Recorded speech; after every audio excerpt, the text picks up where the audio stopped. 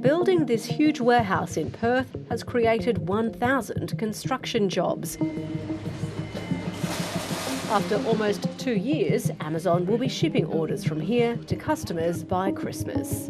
This is the 6th fulfilment centre, so there's a sentiment of confidence that this thing will continue to grow in this market. The online retailer is doubling its local workforce. We're going to grow more than 200 jobs that are going to be available here. You know, that's from level entry, so pickers, packers, managers, support teams. The labour market continues to defy expectations. Almost 76,000 jobs were added to the economy in May, pushing the unemployment rate down to 3.6%. For the first time, the number of people employed hit 14 million, and the number of people with a job or looking for one also hit a new high. That is an incredible achievement for the Australian economy, and you are seeing a large degree of participation occurring. Importantly, that's occurring in the female bit of the labour market, so that is a very encouraging sign. And what makes these jobs numbers so remarkable is that with everything coming at us from around the world, we still have unemployment with a 3 in front of it. But the jobs growth isn't even across the economy, with many small business owners facing challenging conditions. Jen Sparkle has just let one of her staff members go as she tries to find ways to keep her costs down. It's quite difficult to make that decision because I know what the flow-on effects of that are, but at the end of the day, if we're going to stay open, that's a decision that I have to make.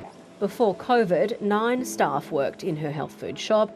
That's now down to 5, and Jan is working in the store 7 days a week. So I'm finding it quite difficult to keep up to date with all my, say administrative tasks because I'm out on the shop floor, which I love, but it's a bit of a balancing act.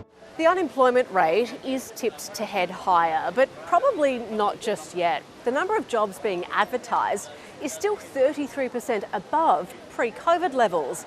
That means the RBA's rate hiking cycle likely isn't over yet. But with each lift to the cash rate comes the risk of recession. The further the RBA takes the cash rate up, the greater the probability that increases. We think it's probably about a 50-50 chance at the moment. Our nearest neighbour is already there. New Zealand has just entered a technical recession, and there are warnings of one in the US. While the Federal Reserve has kept rates on hold for now, the board says more hikes are ahead, which is what we could also see here. We expect the RBA to lift the cash rate 2 more times in July and August, taking the RBA cash rate to 4.6%. That will put extra pressure on Jen Sparkle's business as customers have less cash to spend.